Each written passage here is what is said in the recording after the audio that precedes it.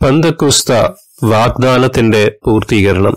Reverend father doctor Augustine വെല്ലൂരാനച്ചന്റെ കണ്ണുകളിൽ കൂടെ നമ്മൾക്ക് ഈ ആശയത്തെ മനസ്സിലാക്കിയെടുക്കാം. ഒരു വലിയ വാഗ്ദാനത്തിന്റെ പൂർത്തീകരണമാണ് പെന്തക്കോസ്ത. ഈ വാഗ്ദാനത്തിനു വേണ്ടി കാത്തിരുന്ന് പ്രാർത്ഥിക്കുവാൻ കൽപ്പിച്ചുകൊണ്ടാണ് ഉത്ഥിതനായ ഈശോ സ്വർഗത്തിലേക്ക് കയറിയത്. അവിടുന്ന് പറഞ്ഞു, ഇതാ എന്റെ പിതാവിന്റെ വാഗ്ദാനം ഞാൻ നിങ്ങളുടെ മേൽ അയക്കുന്നു. ഉന്നതത്തിൽ നിന്ന് ശക്തി ധരിക്കുന്നതുവരെ നഗരത്തിൽ തന്നെ വസിക്കുവിൻ. ലൂക്കായുടെ സുവിശേഷം 24:49 ഇത് ഒരു വാഗ്ദാനമാണ്. അവിരാമമായി നിറവേറിക്കൊണ്ടിരിക്കുന്ന ഒരു വാഗ്ദാനം. കാരണം ക്രൈസ്തവ ജീവിതം ജീവിച്ചു തീർക്കേണ്ടത് പരിശുദ്ധാത്മാവ് ശക്തിയിലാണ്. കർത്താവ് തന്റെ ദാസിയുടെ താഴ്മയെ കടാക്ഷിച്ചു എന്ന് നമ്മൾ കാണുന്നു. പരിശുദ്ധാത്മാവ് വാഗ്ദാനം സ്വീകരിച്ച ആദ്യ വ്യക്തിയാണ് പരിശുദ്ധ കന്യകാമറിയം.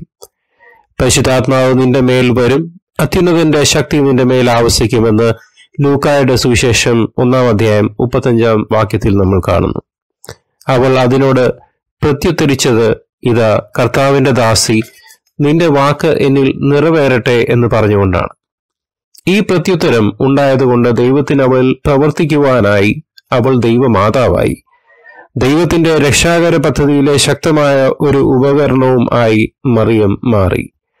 ഈശോയുടെ ഉത്ഥാനത്തിന് ശേഷം സെഹിയോൻ മാളികയിൽ അപ്പസ്തോലന്മാർ മറിയത്തോടൊപ്പം പ്രാർത്ഥിച്ചുകൊണ്ടിരുന്നപ്പോൾ എങ്ങനെ ദൈവത്തിന്റെ വിശ്വസ്ത ദാസരാകാമെന്ന് അവൾ അവരെ പഠിപ്പിച്ചു. പരിശുദ്ധാത്മ അഭിഷേകം ലഭിക്കുന്നതിനുള്ള അത്യാവശ്യമായ ഒരു ഉപാധി ദൈവത്തിന്റെ ദാസനോ ദാസിയോ ആകാനുള്ള സന്നദ്ധതയും സമർപ്പണവുമാണെന്ന് ദൈവവചനം നമ്മെ പഠിപ്പിക്കുന്നു. കർത്താവിന്റെ ദാസിദാസന്മാരുടെ മേലാണ് പരിശുദ്ധാത്മാവ് വർഷിക്കപ്പെടുക എന്ന് ജോയേൽ പ്രവാചകൻ പറയുന്നു. അന്ന് ഇങ്ങനെ സംഭവിക്കും, എല്ലാവരുടെയും മേൽ ഞാൻ എന്റെ ആത്മാവിനെ വർഷിക്കും. നിങ്ങളുടെ പുത്രന്മാരും പുത്രിമാരും പ്രവചിക്കും, നിങ്ങളുടെ വൃദ്ധന്മാർ സ്വപ്നങ്ങൾ കാണും, യുവാക്കൾ ദർശനങ്ങൾ കാണും. ആ നാളുകളിൽ എന്റെ ദാസന്മാരുടെയും ദാസിമാരുടെയും മേൽ എന്റെ ആത്മാവിനെ ഞാൻ അധികമായി വർഷിക്കും. ജോയേൽ പ്രവാചകന്റെ പുസ്തകം 2:28-29 ദാസൻ എന്നാൽ വിശുദ്ധ ഗ്രന്ഥം അർത്ഥമാക്കുന്നത് എന്താണ്? ദാസന് 2 സ്വഭാവ ഗുണങ്ങളാണ് ബൈബിൾ ചൂണ്ടിക്കാണിക്കുന്നത്. അവൻ എപ്പോഴും യജമാനന്റെ ശബ്ദത്തിനായി ചെവിയോർക്കുന്നവനാവും. അവൻ യജമാനന്റെ ഇഷ്ടം നിറവേറ്റുവാൻ അതീവ ജാഗ്രത ഉള്ളവനുമാവും. യജമാനന്റെ ആഗ്രഹം എന്തെന്ന് അവൻ അറിയില്ല.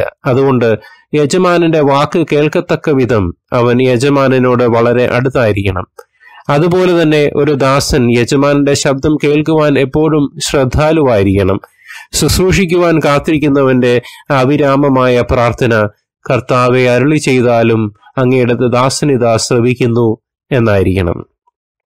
ദൈവത്തിന്റെ വചനം കേൾക്കുന്ന ദാസൻ അവിടുത്തെ ഹിതം നിറവേറ്റുവാൻ തൽപരനും ജാഗരൂകനുമായിരിക്കും. യജമാനന്റെ ഹിതം നിറവേറ്റുന്നത് മാത്രമാണ് അവന്റെ ജീവിതാഭിലാഷം. അവൻ അത് ചെയ്യുന്നത് എന്തെങ്കിലും സ്വാർത്ഥ ലക്ഷ്യത്തോടെയല്ല, പിന്നെയോ ദൈവ മഹത്വത്തിനാണ്. ഈശോ പിതാവിനോട് അനുസരണയുള്ളവനായിരുന്നു. അവിടുന്ന് പറയുന്നു, എന്നെ അയച്ചവന്റെ ഇഷ്ടം പ്രവർത്തിക്കുകയും അവന്റെ ജോലി പൂർത്തിയാക്കുകയും ആണ് എന്റെ ഭക്ഷണം. യേശുക്രിസ്തു പൂർത്തിയാക്കിയ രക്ഷാകര പദ്ധതി അവിടുത്തെ ദാസത്വത്തിന്റെ പൂർത്തീകരണം കൂടിയായിരുന്നു. ഹെബ്രായർക്കുള്ള ലേഖനം പറയുന്നു, പരിശുദ്ധ തൃത്വത്തിലെ 2ാമത്തെ ആൾ ലോകത്തിലേക്ക് വന്നത് ഒറ്റ ലക്ഷ്യത്തോടെ ആയിരുന്നു. ഇതാ അവിടുത്തെ ഇഷ്ടം നിറവേറ്റുവാൻ ഞാൻ വന്നിരിക്കുന്നു. ഈശോയുടെ ഓരോ വാക്കും പ്രവൃത്തിയും പിതാവിന്റെ ഹൃദയത്തിൽ നിന്നുമാണ് ഉത്ഭവിച്ചത്. അവിടുന്ന് പറഞ്ഞു, ഞാൻ എന്റെ ഇഷ്ടമല്ല, എന്നെ അയച്ചവന്റെ ഇഷ്ടമാണ് ഞാൻ അന്വേഷിക്കുന്നത്. യോഹന്നാന്റെ സുവിശേഷം 5:30 അവിടുന്ന് വീണ്ടും പറയുന്നു, ഞാൻ സ്വമേധയാ അല്ല സംസാരിച്ചത്, ഞാൻ എന്തു പറയണം പഠിപ്പിക്കണമെന്ന് എന്നെ അയച്ച പിതാവ് തന്നെ എനിക്ക് കൽപ്പന നൽകിയിരിക്കുന്നു. വിശ്വസ്തനായ ദാസനാവുക എന്നതായിരുന്നു ഈശോയുടെ ഒരു ലക്ഷ്യം. അതുകൊണ്ട് അവിടുന്ന് മരണം വരെ പിതാവിനോട് അനുസരണമുള്ളവനായി. ഈ സമ്പൂർണ്ണ അനുസരണം സ്വർഗീയ പിതാവിന് ഏറെ പ്രീതികരമായി. അവിടുന്ന് തന്റെ പുത്രനെ എല്ലാറ്റിന്റെയും കർത്താവും രക്ഷകനുമായി ഉയർത്തി. അവിടുന്ന് മരണം വരെ, അതെ കുരിശുമരണം വരെ അനുസരണമുള്ളവനായി തന്നെ താഴ്ത്തി.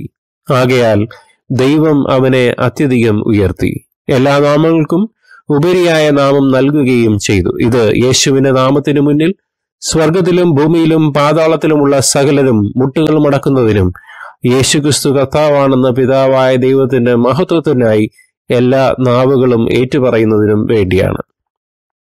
ദാസന്റെ യഥാർത്ഥ മനോഭാവം എന്തായിരിക്കണമെന്ന് ഈശോ നമുക്ക് വിവരിച്ചു തരുന്നുണ്ട്. ഈശോ പറയുന്നു, നിങ്ങളുടെ കൽപ്പിക്കപ്പെട്ടതെല്ലാം ചെയ്ത ശേഷം ഞങ്ങൾ പ്രയോജനമില്ലാത്ത ദാസന്മാരാണ്, കടമ നിർവഹിച്ചതേ ഉള്ളൂ എന്ന് പറയുവീൻ. താൻ ചെയ്യുന്ന ഒന്നിനും പ്രതിഫലത്തിനുള്ള അവകാശം ഒരു ദാസനില്ല. യജമാനൻ പറയുന്നതെല്ലാം ചെയ്യേണ്ടത് തന്റെ കടമയാണെന്ന് അവൻ കരുതുന്നു. യജമാനന്റെ ഹിതം നിറവേറ്റുവാൻ അവൻ എപ്പോഴും സംലഭ്യനായിരിക്കണം. കർത്താവിന്റെ പദ്ധതികൾ തന്റെ ജീവിതത്തിൽ നിറവേറ്റിയ ദാസിയായ പരിശുദ്ധ കന്യകാമറിയം കാനായിലെ കുടുംബത്തെ അതിനായി ഒരുക്കി. അവിടുത്തെ വീഞ്ഞു ഭരണികൾ ശൂന്യമായി തീരുന്ന പ്രശ്നം ഉയർന്നപ്പോൾ അവൾ അത് ഈശോയുടെ മുന്നിലെത്തിച്ചു. അവൾ അവനോട് പറഞ്ഞു, അവർക്ക് വീഞ്ഞില്ല. അതിലൂടെ അവൾ കുടുംബത്തെ ആകെ യേശുവിലേക്ക് തിരിച്ചു. തുടർന്ന് പറഞ്ഞു, അവൻ നിങ്ങളോട് പറയുന്നത് ചെയ്യുവിൻ. കർത്താവിന്റെ നിർദ്ദേശം അവരുടെ യുക്തിക്ക് നിരക്കുന്നതായിരുന്നില്ല. എങ്കിലും അവർ പൂർണ്ണ ഹൃദയത്തോടെ അനുസരിക്കുവാൻ തയ്യാറായി. അവിടുന്ന് അവരോട് കൽഭരണികളിൽ വെള്ളം നിറയ്ക്കുവാനാണ് പറഞ്ഞത്. വിരുന്നുശാലയിലേക്ക് പ്രവേശിക്കുന്ന അതിഥികൾക്ക് കാല് കഴുകുന്നതിനായി വെള്ളം സൂക്ഷിക്കുവാൻ വീടിന് പുറത്ത് വെച്ചിരുന്നതാണ് ആ ഭരണികൾ. അതിഥികളെല്ലാം ഇന്നിരുന്നതുകൊണ്ട് ഇനി അവയിൽ വെള്ളം സൂക്ഷിക്കേണ്ടതില്ല. എങ്കിലും അവർ അവിടുന്ന് പറഞ്ഞതുപോലെ ചെയ്തു. തുടർന്ന് അവിടുന്ന് അവരോട് പറഞ്ഞു, ഇനി പകർന്ന് കലവറക്കാരന്റെ അടുത്ത് കൊണ്ടു ചെല്ലുവീൻ. അവർ വീണ്ടും അനുസരിച്ചു. അപ്പോഴാണ് ആ അത്ഭുതം സംഭവിച്ചത്. വെള്ളം വീഞ്ഞായി മാറി. ഒരു പ്രഭാതത്തിൽ ശിമയോൻ പത്രോസ് ആകെ ക്ഷീണിതനായിരുന്നപ്പോഴാണ് ഈശോ അദ്ദേഹത്തിന്റെ വഞ്ചിയിൽ കയറിയതും മീൻ പിടിക്കുവാനായി ആഴത്തിൽ വലയിറക്കുവാൻ ആവശ്യപ്പെട്ടതും. ലൂക്കായുടെ സുവിശേഷം 5-ാം അധ്യായം 4-ാം വാക്യത്തിൽ നമ്മൾ കാണുന്നു. രാത്രി മുഴുവൻ അധ്വാനിച്ചിട്ടും ഒന്നും കിട്ടാതെ വിഷമിച്ചിരുന്ന പത്രോസിന് മടിയായിരുന്നു. മീൻ കിട്ടാനുള്ള അവസാനത്തെ ആശയും നശിച്ചിരുന്നു. എങ്കിലും പത്രോസ് അനുസരിച്ചു.